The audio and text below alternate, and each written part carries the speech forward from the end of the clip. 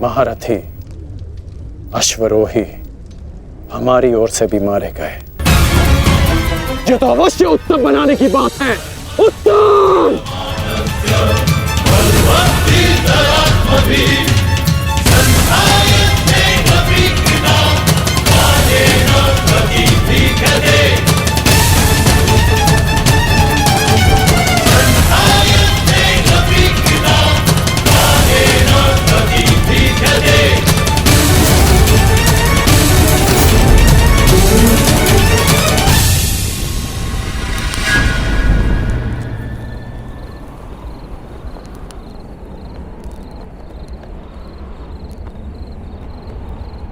क्या ये युद्ध समाप्त हो गया है? मैंने पूछा क्या ये युद्ध समाप्त हो गया है? उत्तर दीजिए।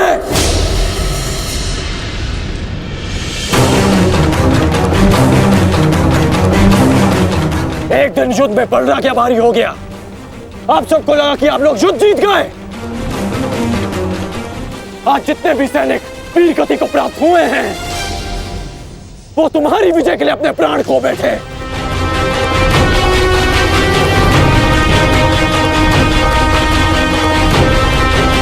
आप लोगों ने कभी सोचा है कि इस युद्ध में कितने जीवन दांव पर लगे हैं? हर परिवार इस भय के साथ जी रहा है कि क्या उनके परिवार के सदस्य घर लौटेंगे भी या नहीं। और आप सब उत्सव मना रहे हैं। ये उत्सव बनाने का समय नहीं, रणनीति बनाने का समय है। इस युद्ध में जीतने का समय है। पांडव सामान्य योद्धा नहीं है। वो इस समय एक घायल सिंह की भांति हैं जो कल युद्ध में अपना प्रतिशोध लेने के लिए तत्पर रहेंगे।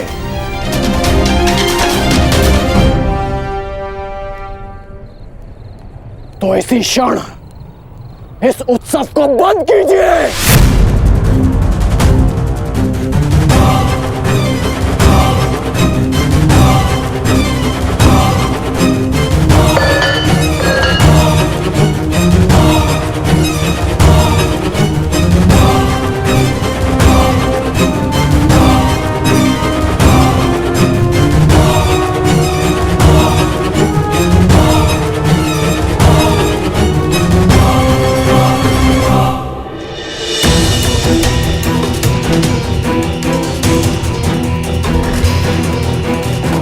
युद्ध भूमि का नियम है कि हर दिन के साथ हुई हानि को भुलाकर अगले दिन के विषय में सोचा जाए।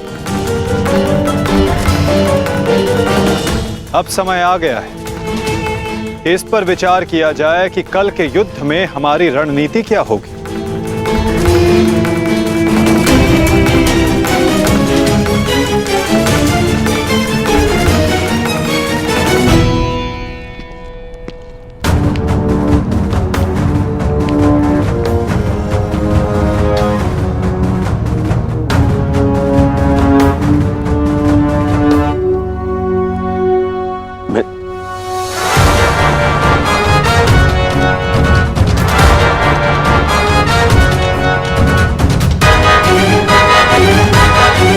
परंतु कल के लिए हमारी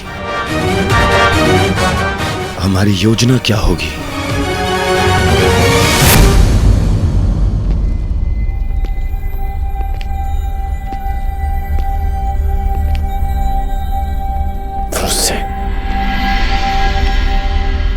तुम यहाँ क्या कर रहे हो?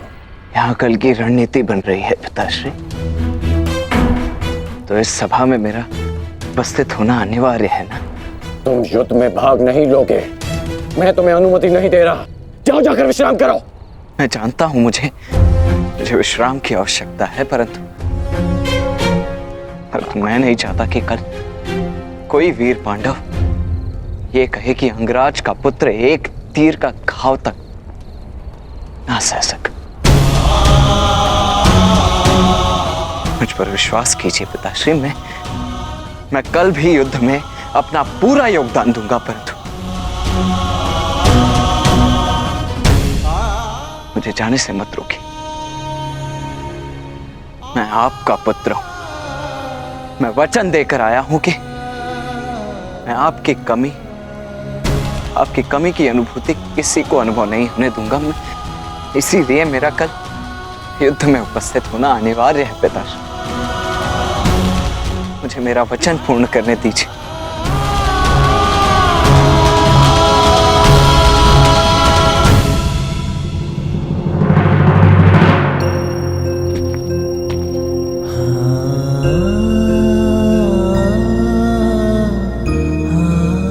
कल्याण हो तुम्हारे पुत्र।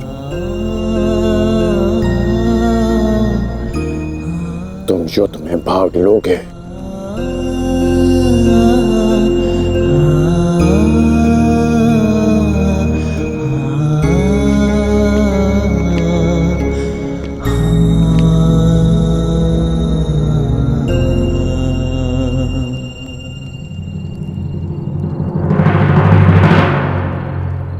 शत्रु सेना को हानि पहुंचाने के साथ साथ आपको अपनी सेना को सुरक्षित रखना भी महत्वपूर्ण है।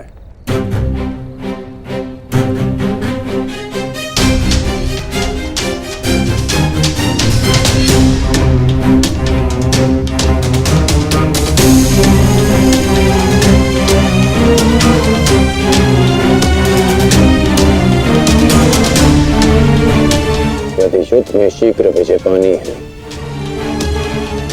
तो उसका एक ही मार्ग है,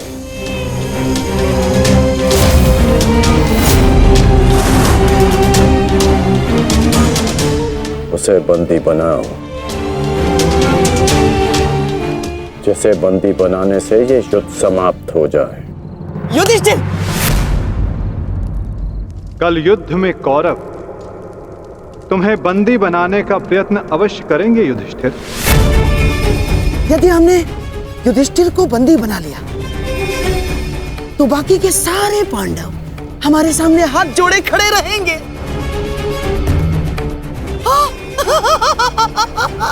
उत्तम! कल चाहे जो कुछ भी हो जाए,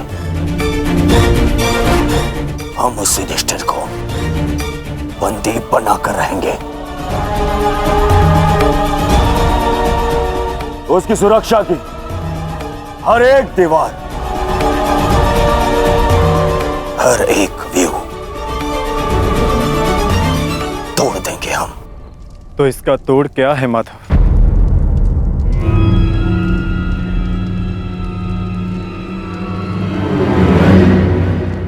इसका एक ही तोड़ है पार्थ।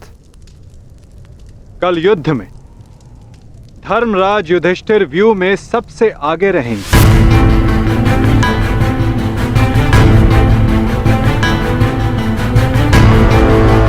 जब आप जानते हैं माधव कि ज्येष्ठ को बंदी बनाना ही इन कौरवों का लक्ष्य है, तो क्या हम ज्येष्ठ को सबसे आगे खड़ा करके उनका कार्य सरल नहीं कर रहे हैं? क्या ये उचित है माधव? हाँ पार्थ, यही उचित है। इसीलिए मैं ऐसा कर रहा हूं।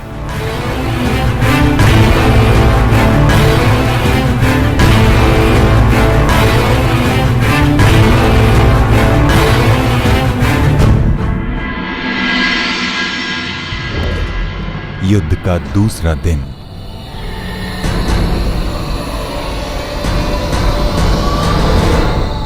क्या युद्ध आरंभ का शंखनाद तब तक नहीं हुआ संजय?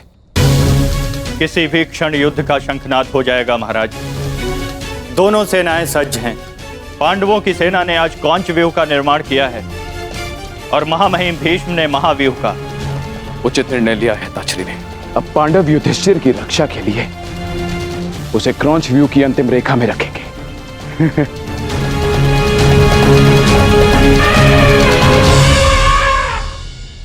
युद्ध भूमि में कुछ असामान्य घटित हुआ है महाराज, जिसका किसी को अनुमान नहीं था।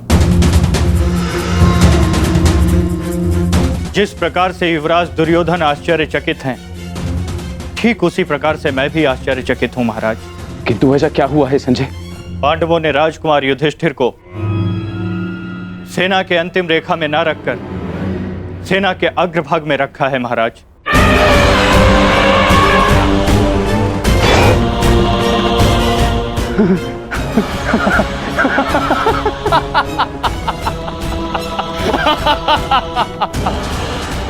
लगता है दूसरे ही दिन युद्ध हार जाना चाहते हैं पांडव, तभी तो ऐसी मूर्खता कर रहे हैं। अब मेरे पुत्र दुर्योधन के पंजों से युधिष्ठिर को कोई भी नहीं बचा सकता, कोई भी नहीं। मरेंगे, मरेंगे ये सब।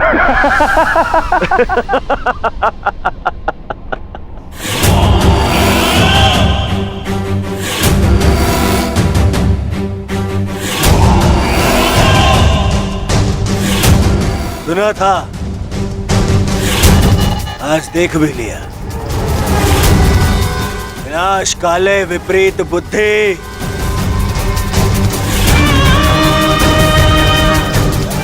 युधिष्ठिर को सबसे आगे खड़ा करके आश्चर्यचकित कर दिया इन पांडवों ने।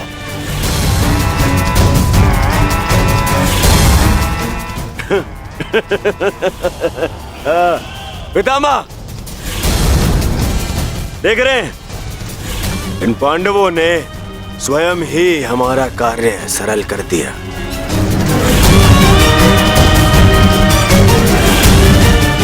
युधिष्ठिर को आगे खड़ा करके।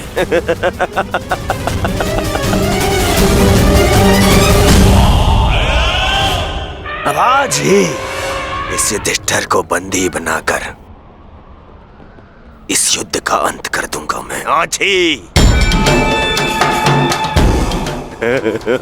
आजा, आजा।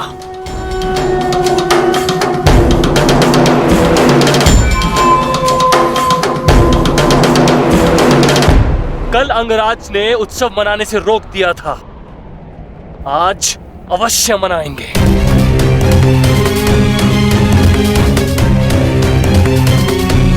देखा दुशासन, हमारी जीत का उत्सव। मत भूलिए पिताश्री ने क्या कहा था। अभी से उत्सव मनाने के विषय में सोचना भी मूर्खता है। युद्ध अभी शेष है।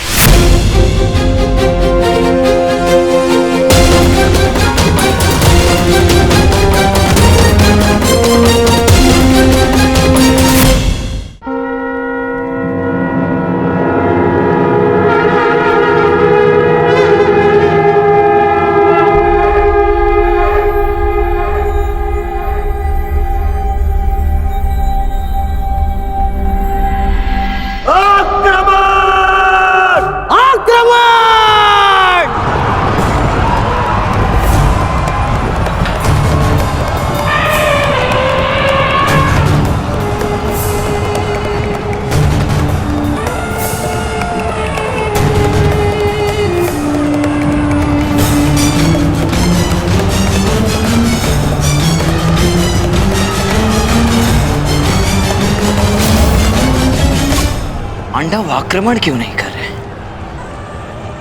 योजना क्या है इनकी?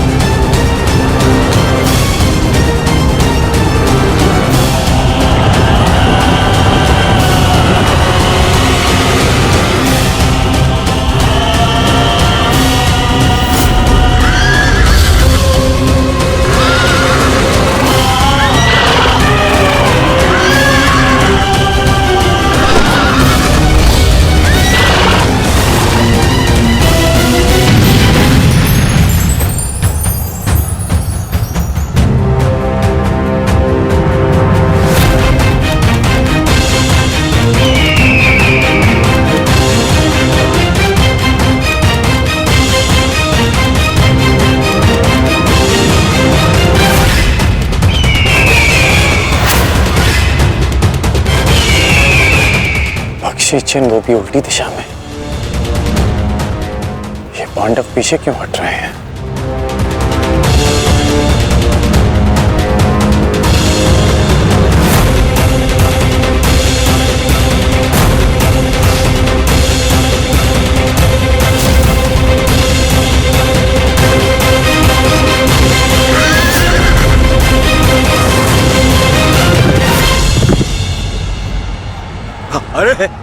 वो तो पीछे हट रहे हैं।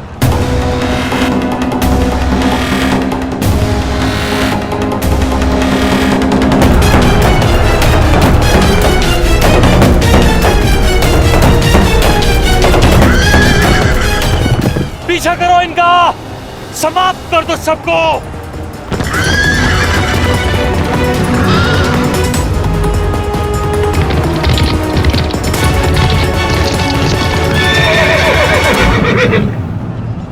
महामहिम, ये पांडुपुत्र करना क्या चाहते हैं? इस प्रकार पीछे लौट जाने के दो ही कारण हो सकते हैं। प्रथम, सेना के किसी प्रमुख की मृत्यु, या फिर पराजय का भय। और यदि युद्ध के आरंभ में ही सेना इस प्रकार पीछे लौट जाए तो उसका अर्थ है यह उनकी रणनीति है।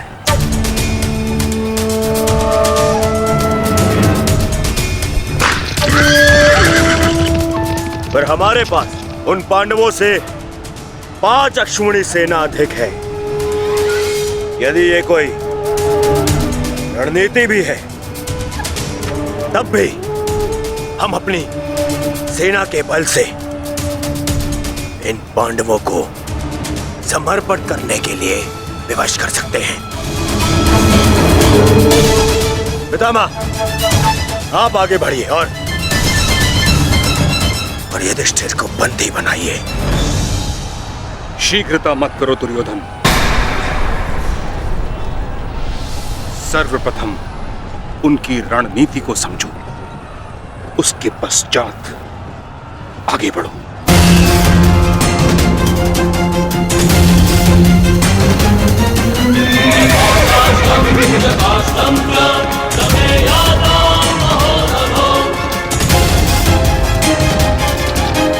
जितना सरल ये दिख रहा है, ये उतना सरल होना नहीं चाहिए। कुछ तो गड़बड़ है।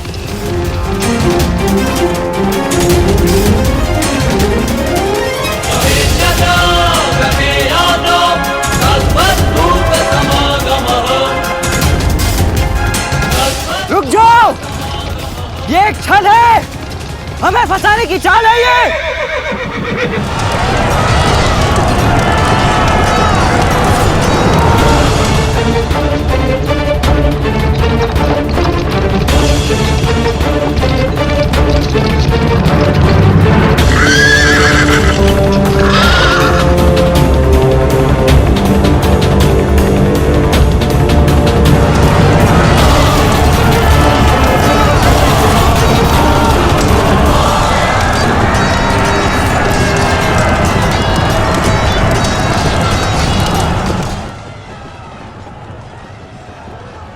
दुशासन और अश्वत्थामा अपनी सेना को लेकर कौरव सेना से अलग हो गए हैं महाराज। यह अवश्य ही पांडव सेना की कोई सोची समझी रणनीति है।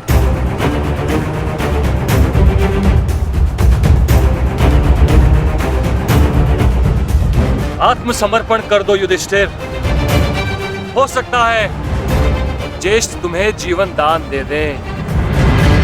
तुम केवल दास बनने के योग्य और सदैव दास बनकर रहोगे, और पांचाली सदैव हमारी दासी बनकर रहेगी।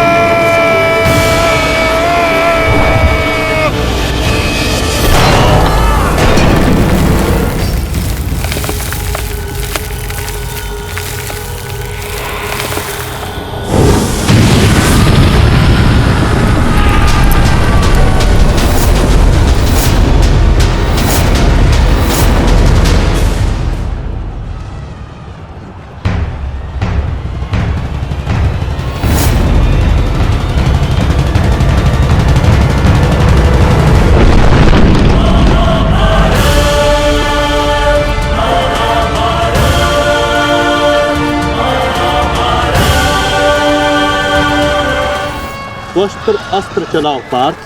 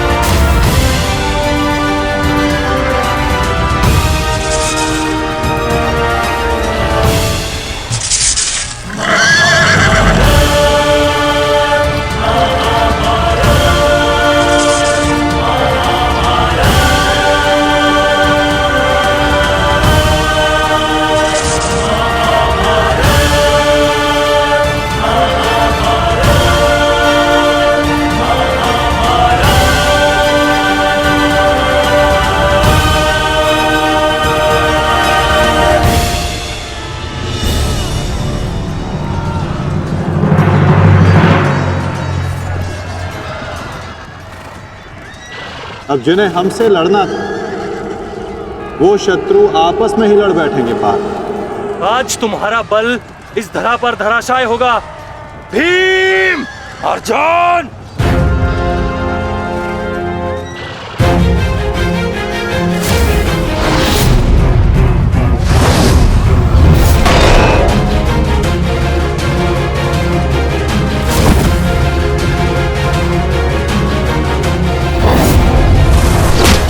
ये क्या हो रहा है?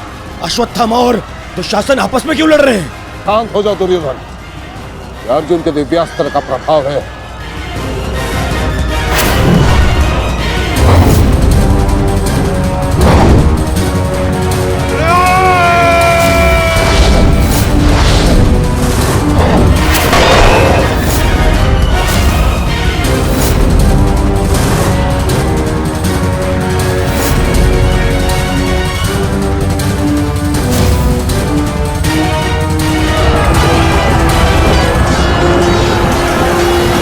राजकुमार अर्जुन ने त्वस्तर अस्त्र का प्रयोग किया है महाराज। ये प्राचीन और बहुत ही दुर्लभ अस्त्र है। ये सैनिकों को भ्रमित करता है महाराज, और अपने ही सैनिकों में मृत्यु का भय और अपना सबसे बड़ा शत्रु दिखाई देता है महाराज, और वो आपस में ही लड़कर मर जाते हैं महाराज।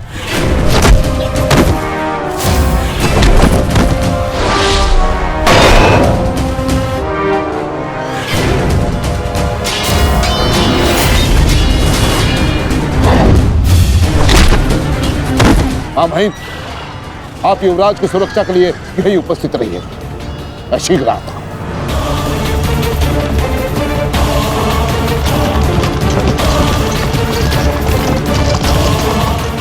माधव, दुर्योधन पर आक्रमण करने का यही उचित समय।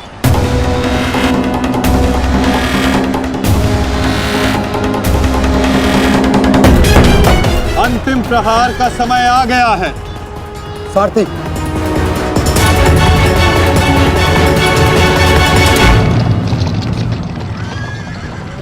ये क्या? चारों पांडव सीधे हमारी ओर बढ़ रहे हैं।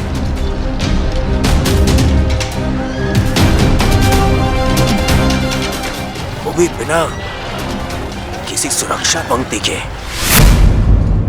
संजय, इस अस्त्र की माया को किसी तरह तो समाप्त किया जा सकता है। कोई तो उपाय होगा। इसका उत्तर मेरे पास भी नहीं है महाराज, परंतु अवश्य ही राजकुमार अर्जुन के पास होगा, और कदाचित वो अपने पुत्र अभिमन्यु को इसकी काट बता रहे हैं महाराज।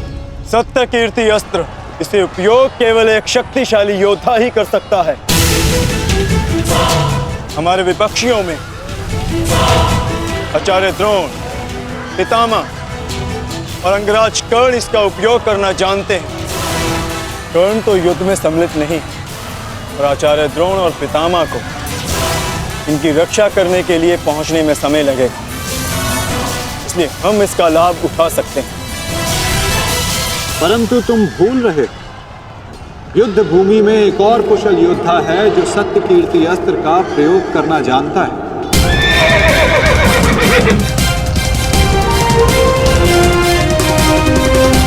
और उसको रोकना अति आवश्यक है।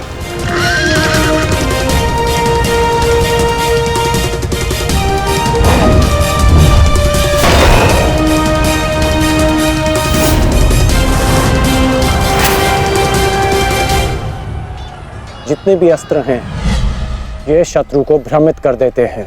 परंतु इस भ्रम को तोड़ने का कोई तो उपाय होगा ना पिताश्री? एक ही अस्त्र है, सत्य कीर्ति अस्त्र।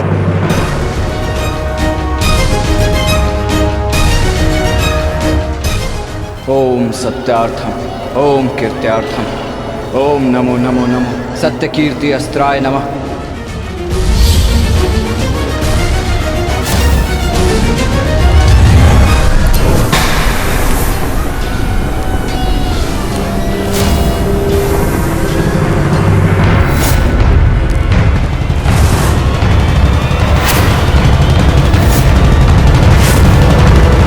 स्वागत है अभिमन्यु। वासुदेव ने सदा तुम्हारी प्रशंसा की और कल तो तुमने महामहिम भीष्म पितामह का मार्ग भी रोक दिया था। तुम में तुम्हारी इस असाधारण वीरता का मैं सम्मान करता हूं और प्रशंसा भी। परंतु इस समय मुझे मेरी सेना की रक्षा करनी है और ऐसा करने से मुझे कोई नहीं रोक सकता। प्रशंसा तो तुम्हारी भी बहुत हो रही है वृषसेन। जिस वीरता से तुमने मेरे पिताश्री का सामना किया वो सराहनीय था। परंतु इस समय मेरा भी केवल एक ही लक्ष्य है, तुम्हें रोकना। तो विलंब कैसा? मैं प्रस्तुत हूं।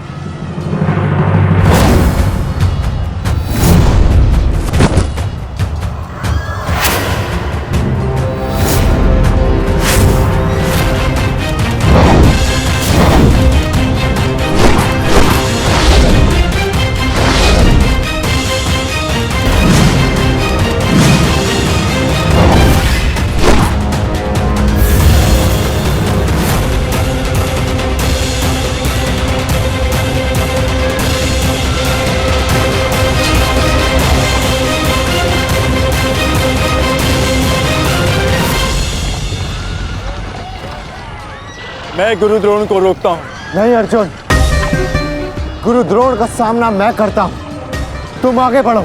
नहीं भ्राताश्री, दुर्योधन के समर्पण की पुष्टि करने के लिए आपका वहां होना अति आवश्यक है। और जो इसमें सक्षम है वो है भ्राता भीम। पितामह को केवल भ्राता अर्जुन ही रोक सकते हैं। आप सब लोग आगे बढ़िए, हम गुरु द्रोण को रोकते हैं। सारथी, शीघ्रता करो।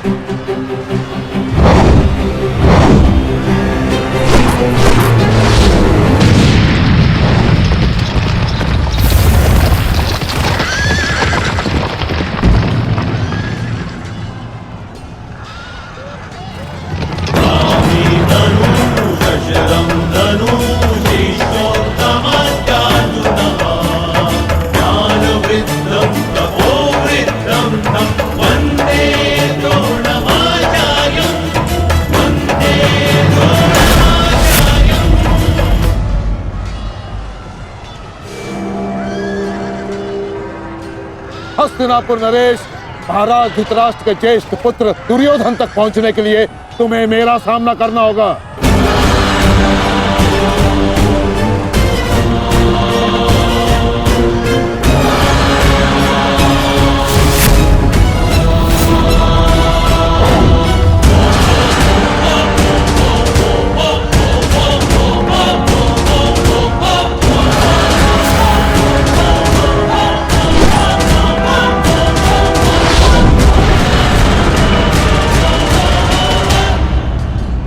अद्भुत अर्जुन, मुझे गर्व है तुम पर।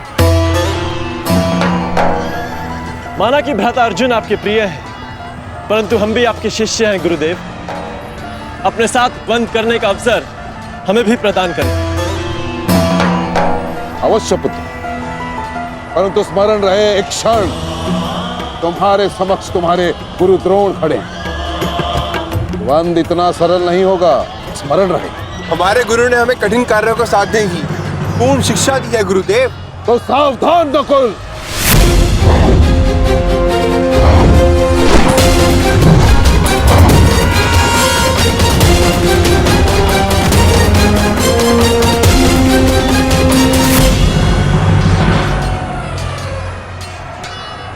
कहा था मैंने कि द्वंद्व सरल नहीं होगा।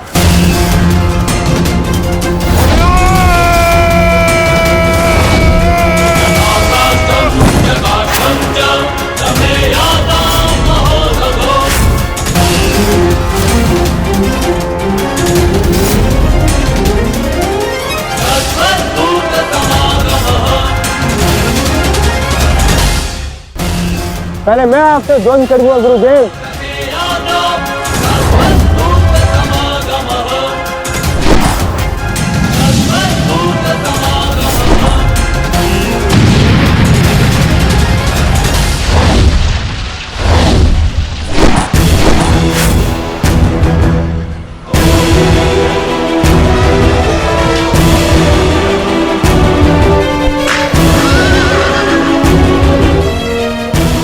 द्वंद का समय आ गया है। हमें पूरी शक्ति के साथ उनके साथ द्वंद्व करना होगा।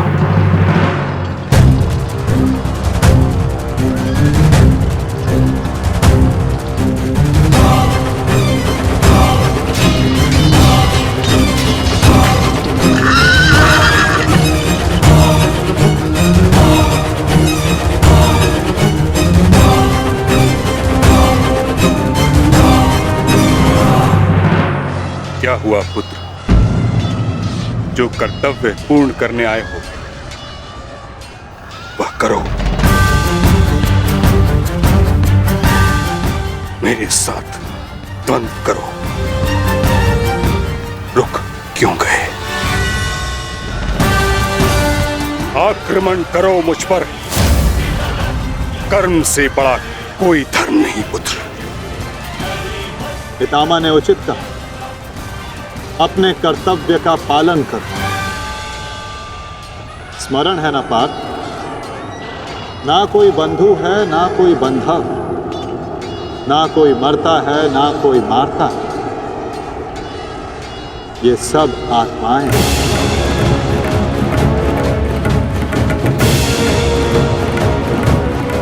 हम सब निमित्त मात्र हैं पार्थ। अब किस अवसर की प्रतीक्षा कर रहे हो? अवसर तो तुम्हारे समक्ष खड़ा है पार्थ।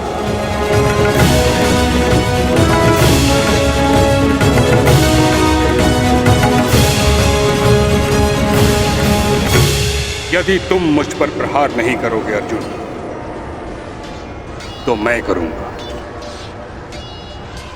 और तुम्हें तुम्हारे कर्तव्य से अवगत कराऊंगा।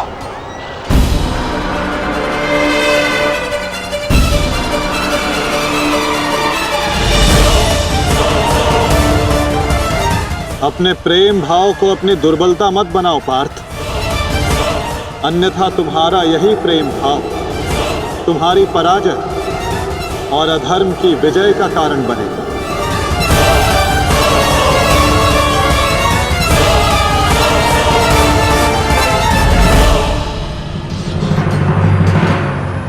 शस्त्र उठाओ पार्थ,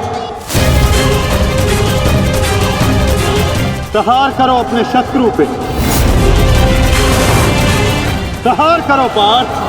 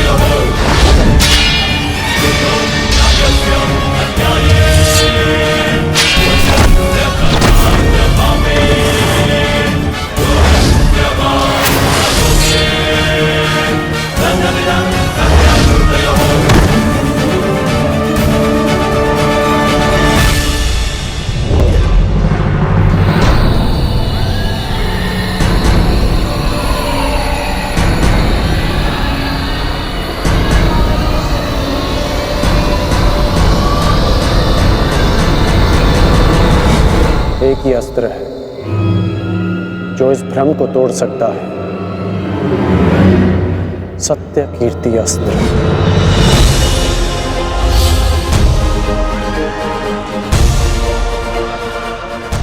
सत्य कीर्ति अस्त्र।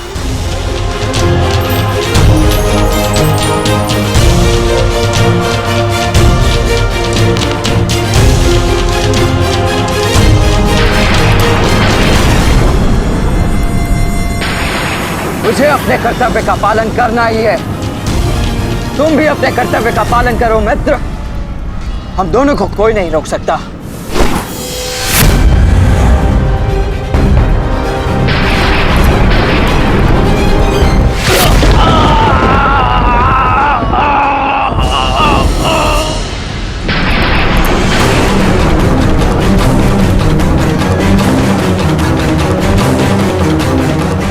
रुक जा वृषसेन, मुझे विवश मत करो।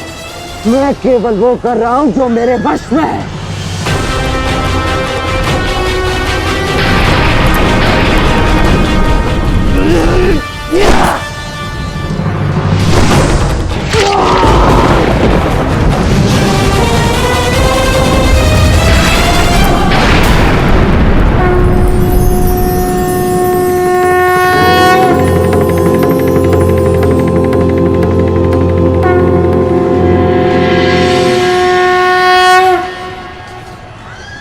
अद्भुत।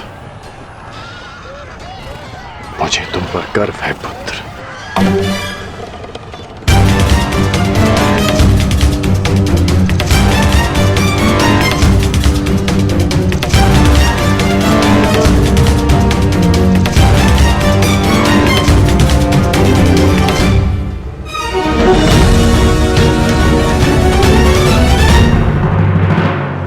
क्या सूचना है बताओ। अंगराज, मैं वो बताओ मुझे।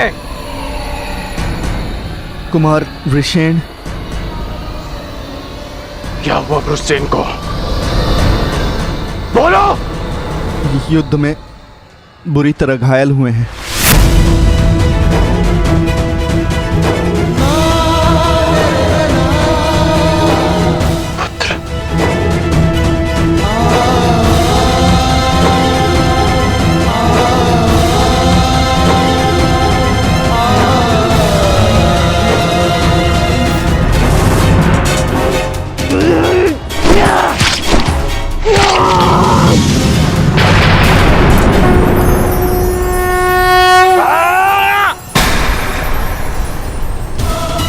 ये हमें क्या हुआ था कुमार?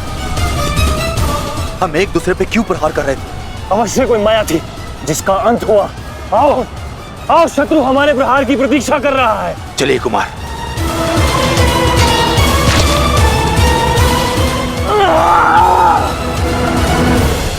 तुम्हारे कौशल और शौर्य को नमन है वृषसेन।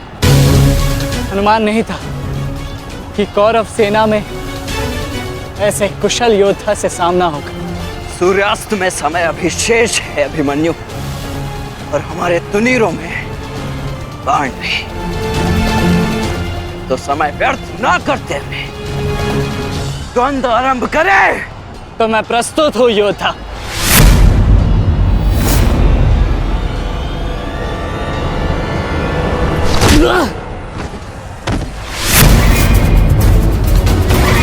तेरे पिता की माया का अंत हुआ बालक, और अब तेरा अंत होगा।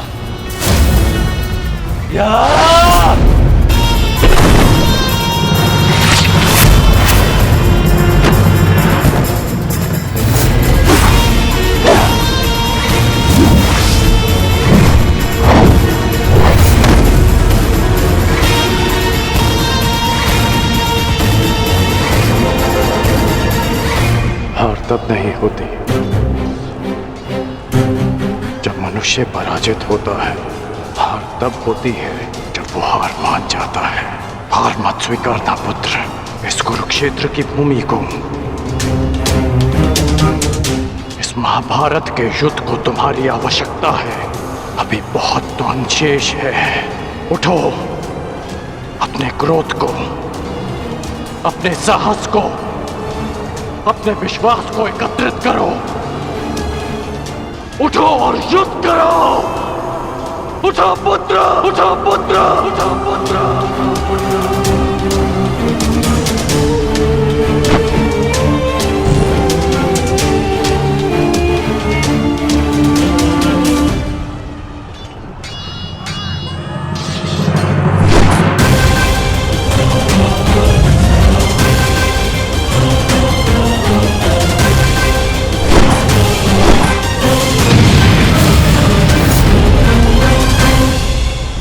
माधव, पितामह के प्रहार प्रतिक्षण बलशाली होते जा रहे हैं। हम उन्हें बहुत समय तक रोक नहीं पाएंगे। रोकना तो पड़ेगा पार्थ।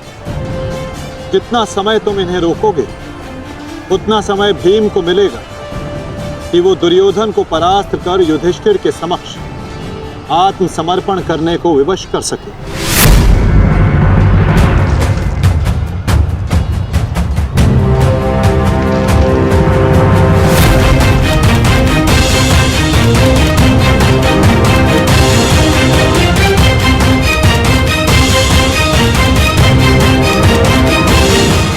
दुर्योधन, ये युद्ध भूमि है, कोई रंग भूमि नहीं कि औरों के द्वंद्व का तुम आनंद उठा सको। क्यों दुर्योधन, कायरों की भांति क्यों खड़े हो? आओ और आकर मुझसे युद्ध करो।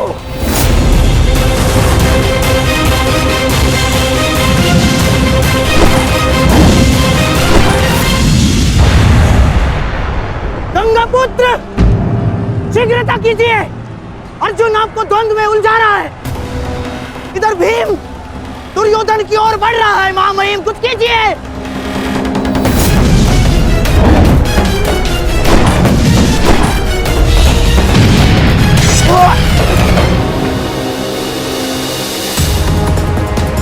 साथी,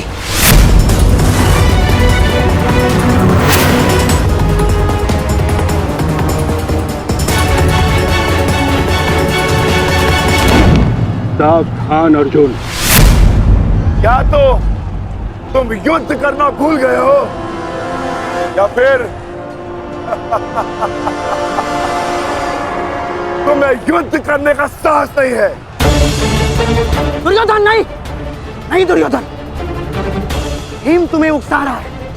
द्वंद्व में मत फंसना। उचित कहा मामाश्री। मेमनों के आखेट के लिए से आगे नहीं बढ़ते, बस होगे भीम के लिए तो मेरी कलिंग की सेना ही पर्याप्त है।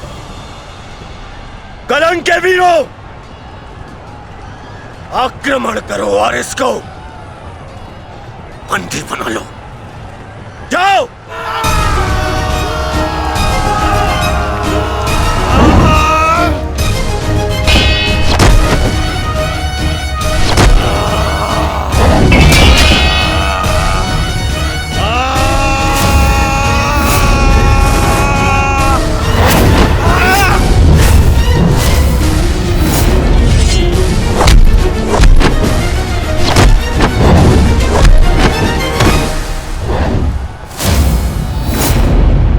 दुर्योधन, बस ये इतने से थे?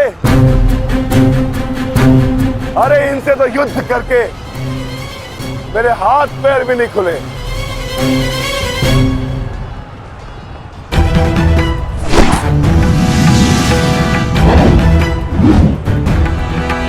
आप नियम भंग कर रहे हैं आचार्य। आप एक साथ दो पर आक्रमण नहीं कर सकते। स्मरण रहे कि युद्ध के नियम के अनुसार दो योद्धा एक योद्धा पर आक्रमण नहीं कर सकते,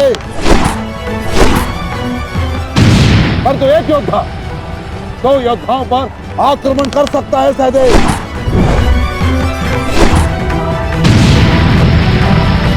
क्या करें नकुल, कुछ करना होगा। हमें गुरु द्रोण को रोककर अधिक से अधिक समय भ्राता भीम को देना होगा। युद्ध सभा में चीख चीख कर अपने पौरुष का बखान करने वाले एक नपुंसक के भांति क्यों खड़े हो? अब किसे लाओगे अपनी ढाल बनाकर? ये विकोदर भीम तुम्हारी हर ढाल को तोड़कर तुम्हारा अंत करेगा। मैं तुम्हारे प्राण लेकर रहूंगा कायर दुर्योधन।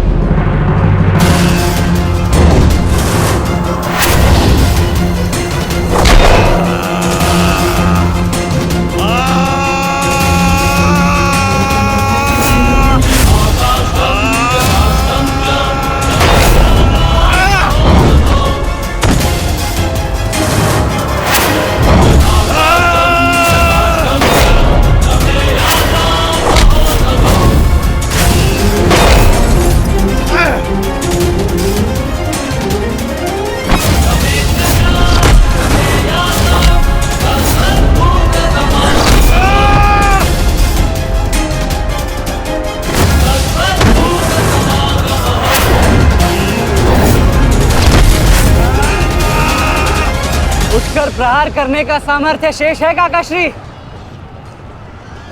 या पराजय स्वीकार करते हैं? जय और पराजय की चुनौती बराबरी के योद्धाओं को दी जाती है बालक। प्रतीत होता है कि अभी तक तुम्हें कोई समर्थ योद्धा नहीं मिला।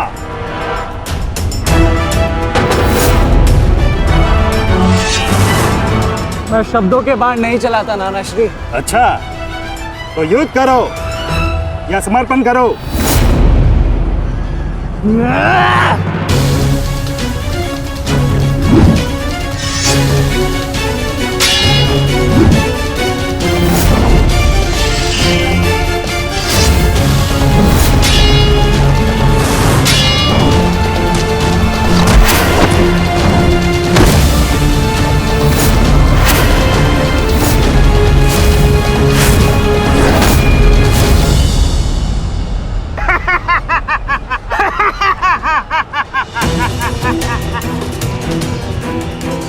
क्या हुआ, थक गए? अरे ये उस मूर्ख विराट पुत्र उत्तर की संगति का प्रभाव है। ये उसे भी यही लग रहा था कि मेरे समक्ष वो कुछ कर दिखाएगा, पर मूर्ख मृत्यु को प्राप्त हो गया। मृत्यु को चींटी की भांति इन्हीं हाथों से मसल दिया मैंने उसे। पीछे हट जाओ अभिमन्यु, अन्यथा उत्तर से कहीं पीड़ादायक मृत्यु मिलेगी। मृत्यु तो ये समझिए कि आज उत्तर का प्रतिशोध पूर्ण होगा।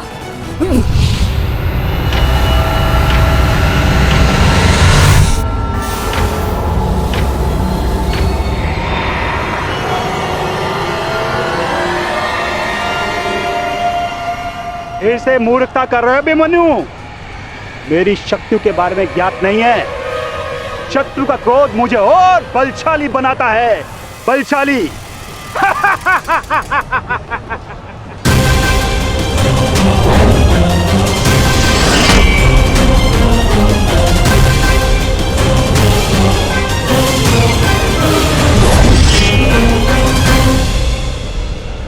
इतना ललकारने के पश्चात भी तुम रथ पर छिप कर बैठे हो दुर्योधन। मैं भी कैसा मूर्ख हूं, एक नपुंसक के वध की प्रतिज्ञा कर बैठा। आज तुमने यह सिद्ध कर दिया कि तुम एक क्षत्रिय नहीं बल्कि एक बहुत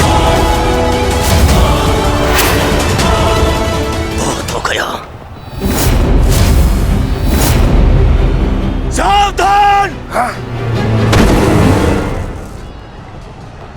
क्रोध से भरे कुमार भीम अब युवराज दुर्योधन की ओर बढ़ रहे हैं महाराज।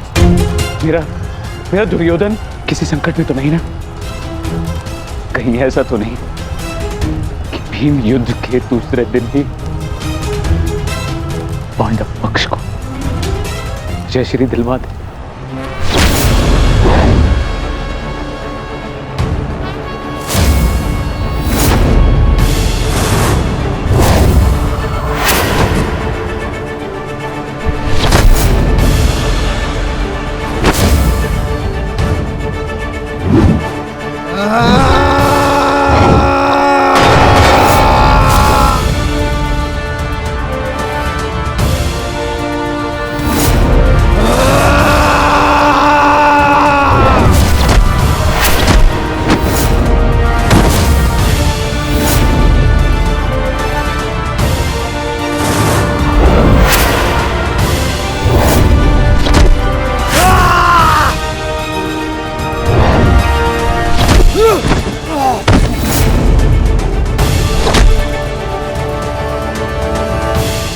दुर्योधन मारो!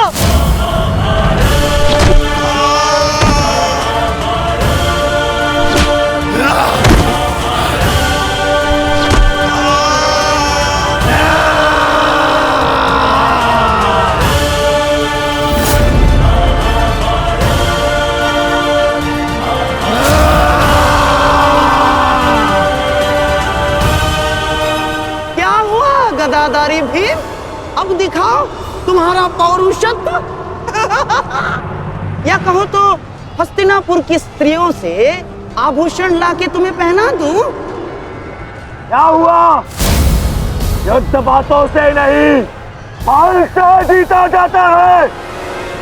यदि इस जैसे शरीर में जरा सा भी साहस बचा है, क्रोध और प्रहार कर मुझ पर।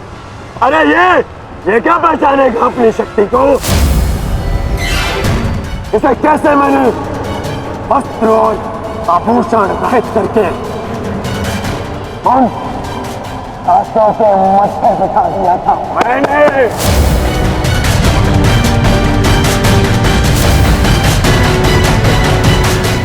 कदाचित ये भी भूल गया है कि कैसे मैंने बड़ी सभा में उस दासी द्रौपदी को उसका उचित स्थान दिखाया था।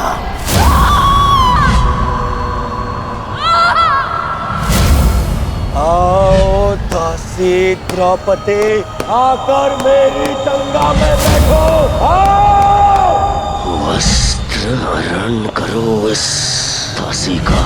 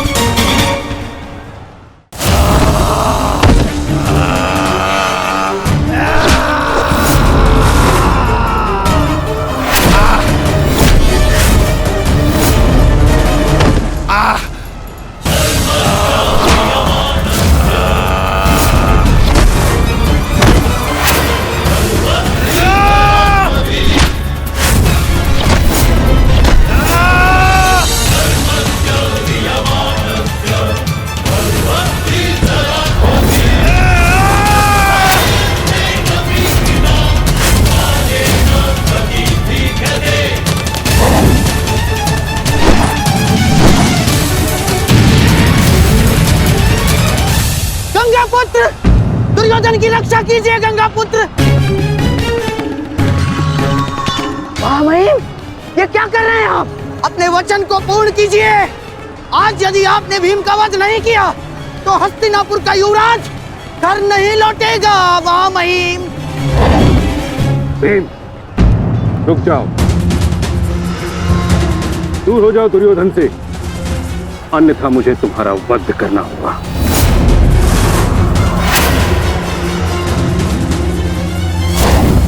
सावधान पितामह, यदि आपने भ्राता भीम पर प्रहार किया तो मुझे विवश होकर आप पर बाण संधान करना होगा। हट जाओ भीम।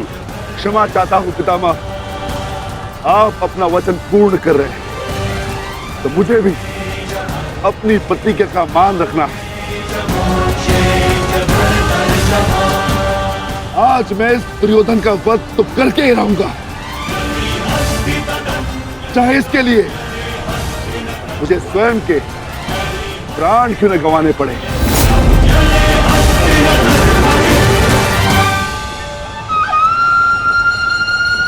स्वयं के प्राण गंवा सकते हो भीम, परंतु क्या अपने दोनों भ्राताओं को इस आहुति में झोंक दोगे तुम? तुम्हारी इस भूल का फल नकुल और सहदेव को भुगतना होगा भीम। जरा देखो उधर।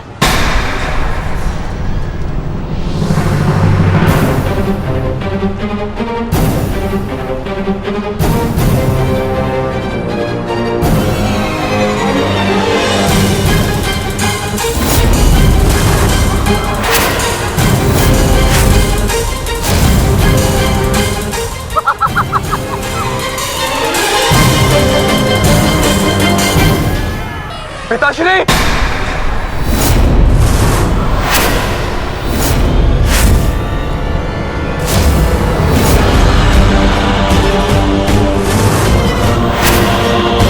शस्त्र को नीचे करिए द्रोण, अन्यथा सदैव के लिए पुत्र से हाथ खो बैठोगे।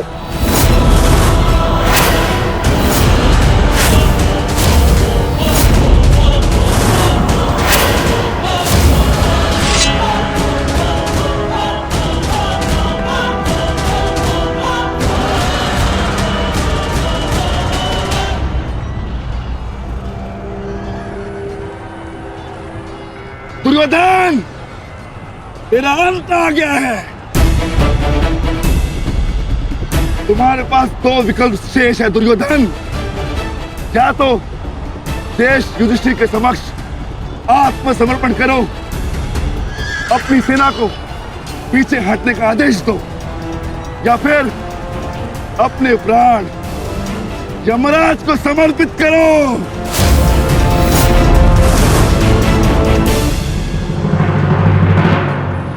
मारो भीम, मारो! शीघ्रता करो भीम! इतनी भी क्या शीघ्रता है राजकुमार युधिष्ठिर?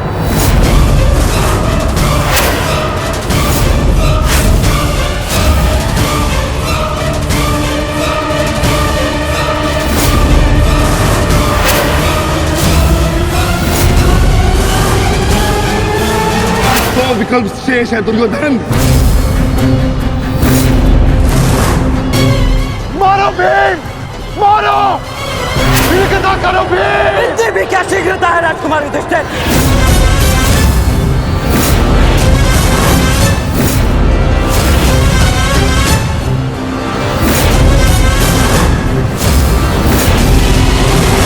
पीछे हट जाइए विकोदर भीम, अन्यथा मूल्य अपने ज्येष्ठा के प्राण देकर चुकाने होंगे। नहीं भीम, नहीं! मेरी चिंता मत करो, अपना वचन पूर्ण करो। ऐसा अवसर दोबारा नहीं मिलेगा अनुज। मत करो इस दुर्योधन का। पांचाली के अपमान का प्रतिशोध लो भीम। मारो इस दुर्योधन को। एक बार पुनः सोच लीजिए, अवसर दोबारा मिल सकता है, परंतु ज्येष्ठ के प्राण दोबारा नहीं लौटेंगे। मारो भीम, मारो!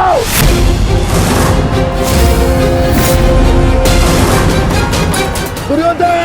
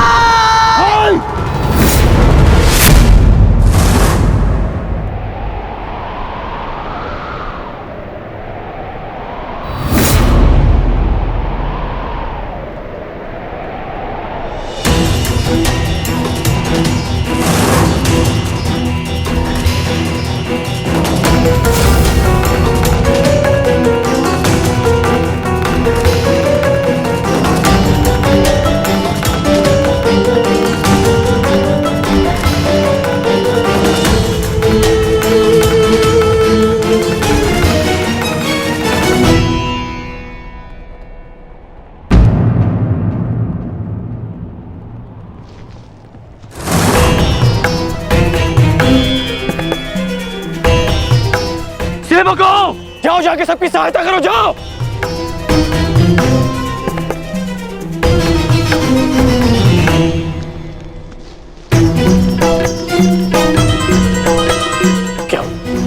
क्या हुआ?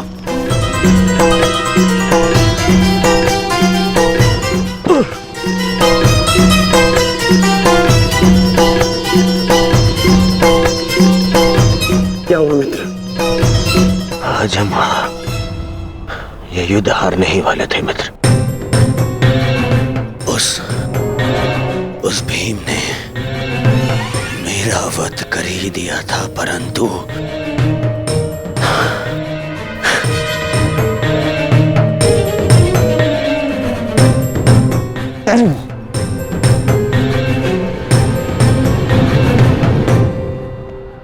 ठीक समय पर आकर वृषसेन ने पूरी परिस्थिति को ही बदल दिया।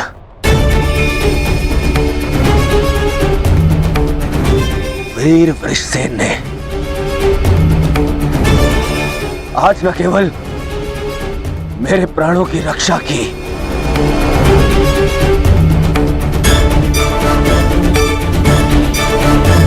अभी तो कौरव सेना को एक लज्जाजनक हार से भी बचाया।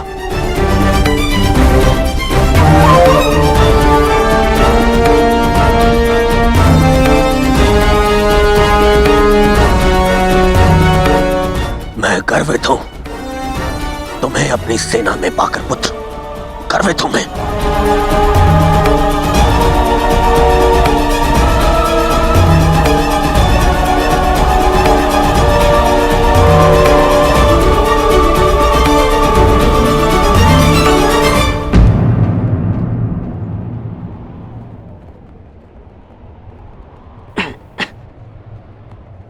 आप फिर से मेरे घाव देख रहे हैं ना पिताश्री,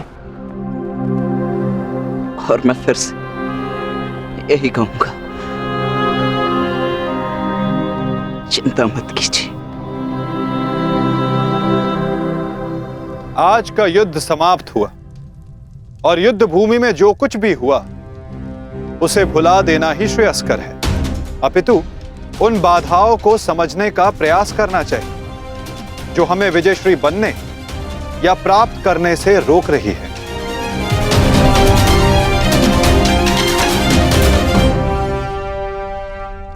सबसे बड़ी बाधा तो वो कर्ण का पुत्र वृषसेन है। आज दूसरे दिन भी उसने दुर्योधन का अंत होने से बचा लिया। दुर्योधन के वध होने के पश्चात वृषसेन को अपने मार्ग से हटाना अति आवश्यक है। कुछ नहीं होगा आपके पुत्र को, और आपका पुत्र आपके मित्र को भी कुछ नहीं होने देगा।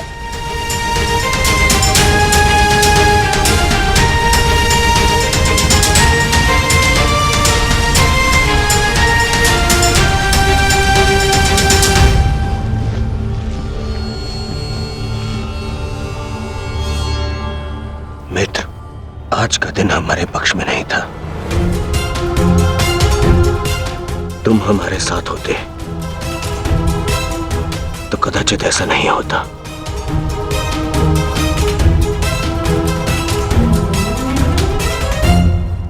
आज युद्ध भूमि में कौरव केवल धर्मराज युधिष्ठिर का वध करने का प्रयत्न करते रहे, और कल हम दुर्योधन को अपना लक्ष्य बनाएंगे।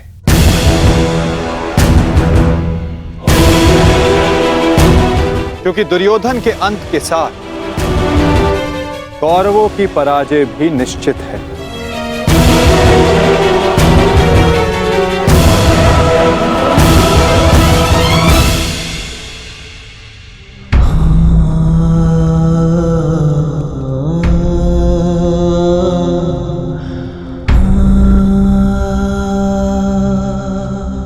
पुत्र,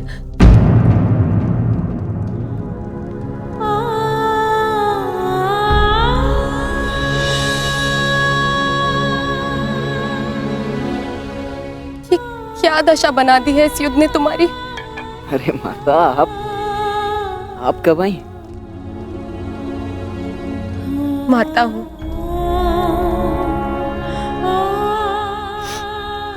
पुत्र को घाव लगता है तो माता को आभास हो ही जाता है। मेरे मन ने कहा कि मेरा पुत्र संकट में है, दौड़ी चली आई।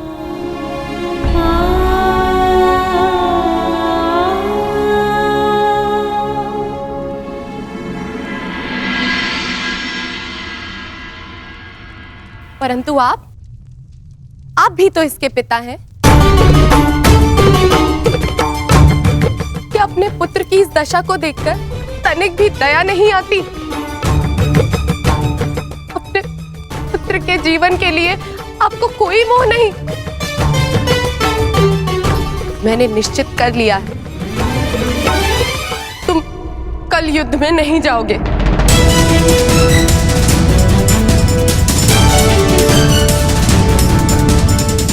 परंतु माता, मैंने कहा ना, ये मेरा अंतिम निर्णय है। पिताश्री, ये तुम्हारे अतिरिक्त कौरव सेना में और भी कुशल योद्धा है। निश्चित रूप से कौरव सेना में कुशल योद्धाओं की कमी नहीं है पिताश्री, परंतु वृषसेन उन सबसे भिन्न है। उसकी सोच, उसकी प्रतिभा, उसका तेज प्रशंसनीय है। उससे द्वंद्व करते समय मैंने बहुत कुछ सीखा। यदि वो कौरव के पक्ष में ना होता तो निश्चित रूप से मेरा अभिन्न मित्र होता।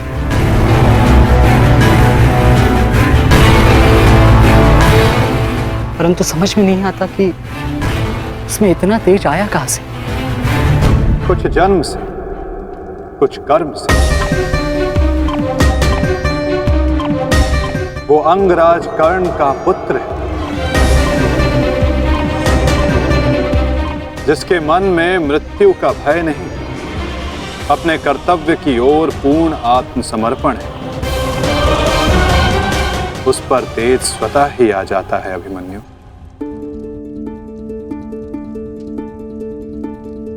मैं अपने कर्तव्य से मुख नहीं मोड़ सकता माता, क्षमा चाहता हूं। आप मुझसे मेरे प्राण भी मांगेंगी तो मैं अभी अपना शीश काटकर आपके चरणों में रख दूंगा, परंतु मैं अपने वचन से विमुक्त नहीं हो सकता माता। मैं वचनबद्ध हूं। मैं युद्ध में पराजित होकर लौटने वाला नहीं, या तो मैं विजयी होकर कंधों पर बैठकर आऊंगा, या वीर गति को प्राप्त करके कंधों पर लेटकर।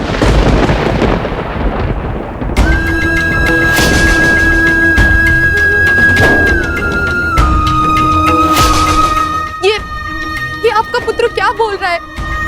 अब आप सुन रहे हैं ना?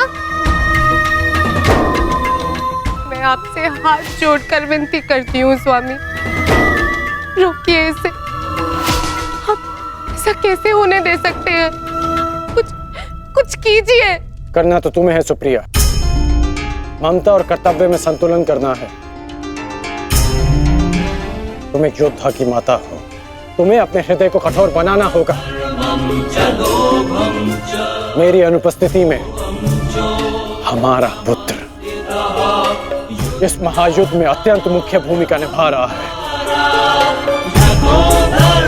मुझे उस पर गर्व है और तुम्हें भी होना चाहिए सुप्रिया। युद्ध में पीछे हट जाने वाले वृषसेन का पिता होने से अधिक युद्ध में बलिदान दे देने वाले वृषसेन का पिता होना अधिक श्रेष्ठकर समझता हूं।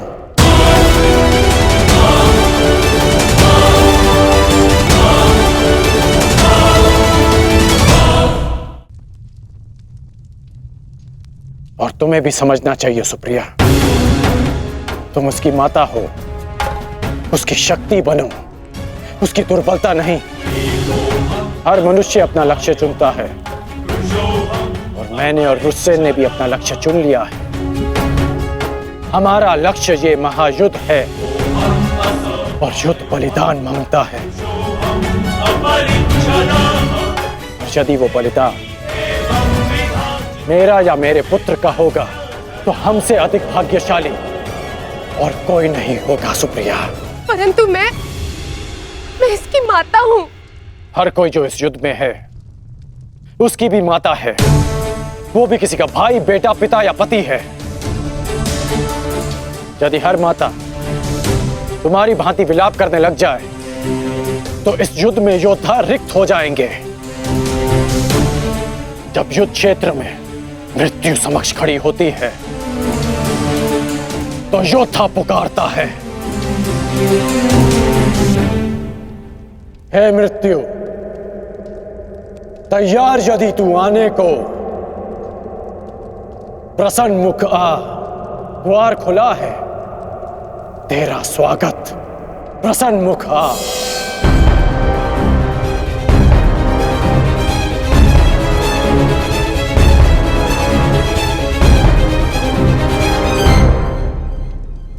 तू महायोद्धाओं के समक्ष एक दुर्बल माता कैसे जीत सकती है? यदि आपने निर्णय ले ही लिया है तो ठीक है,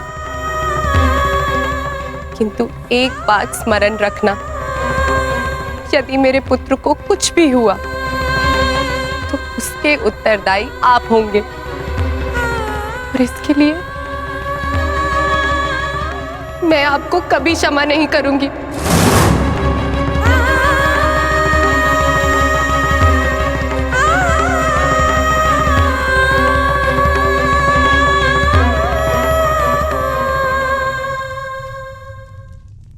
आज युद्ध भूमि में पांडवों का प्रयास था कि दुर्योधन पर वश पालें। कल भी कदाचित उनका यही प्रयास होगा। इस कारणवश हमें सज्ज रहने की आवश्यकता है।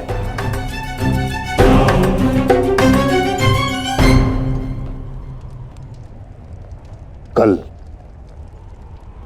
हम गरुड़ व्यूह की रचना करेंगे और इस व्यूह का नेतृत्व स्वयं मैं करूंगा। गरुड़ की आंख के स्थान पर मेरा रथ होगा। उसके एक पंख पर गुरुद्रोण आप और दूसरे पंख पर अश्वत्थामा, मध्य में मद्रराज शैल्य और युवराज दुर्योधन अंतिम रेखा पे रहेंगे। कुशल योद्धाओं का दल उनका सुरक्षा चक्र बनकर रहेगा और किसी भी मूल्य पर यह सुरक्षा पंक्ति टूटनी नहीं चाहिए। ये लीजिए, ये नई रणनीति लाए।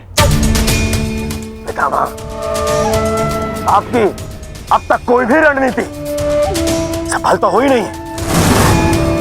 ऐसा ना हो कि आपकी ये रणनीति भी असफल रहे। ऐसे मत देखिए, कुछ अनुचित कह रहा हूं, सत्य कह रहा हूं। अब तक आपकी किसी भी रणनीति का कोई भी वास्तविक लाभ हमें नहीं मिला है। आज जो घटित हुआ है और जो घटित हो सकता था मैं जानता हूं। अरे सेना को छोड़िए, आप तो मेरी सुरक्षा का कर्तव्य, अपने युवराज की सुरक्षा का कर्तव्य भी पूर्ण नहीं कर पाए। हे पितामह, अब मुझे आप पर विश्वास नहीं रहा पितामह। नहीं दुर्योधन, पितामह के अतिरिक्त तुम्हारी रक्षा और कौन कर सकता है? मैं करूंगा, मैं करूंगा, मैं करूंगा, मैं करूंगा।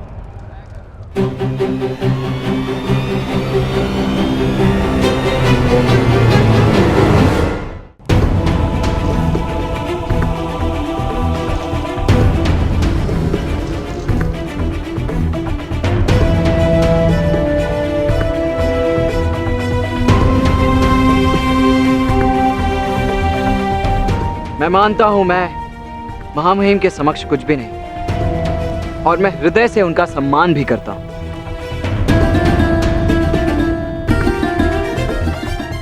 किंतु यदि युवराज मुझे अवसर दें तो मैं उनकी सुरक्षा के लिए सदैव तत्पर रहूंगा।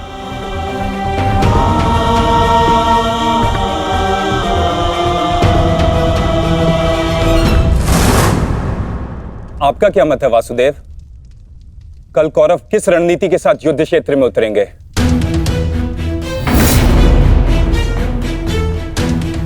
उनकी व्यू रचना क्या होगी?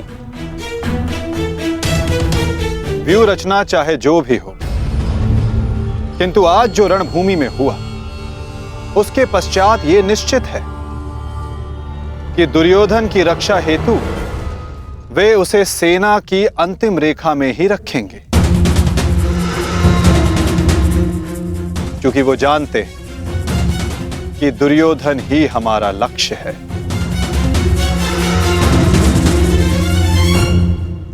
यदि ऐसा है तो फिर हमें कौन से व्यू का उपयोग करना चाहिए माधव? अर्धचंद्र व्यू पार्थ।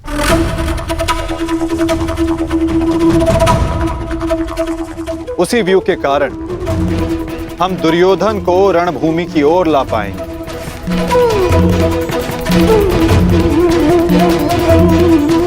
और यदि दुर्योधन व्यू से बाहर नहीं आया तो ये उसकी दुर्बलता समझी जाएगी और मानसिक पराजय भी।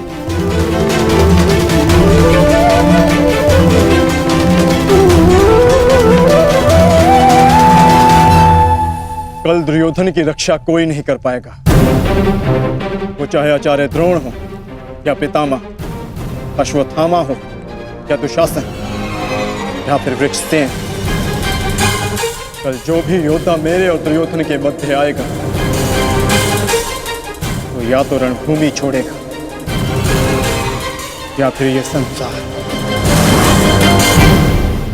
मेरे पिताश्री आप पर पूर्ण विश्वास करते हैं युवराज, और मैं अपने पिताश्री की ओर से आपको यह वचन देता हूं कि जब तक मेरे शरीर में अंतिम श्वास रहेगी तब तक मैं युद्ध भूमि में आपकी सुरक्षा के लिए प्रस्तुत रहूंगा।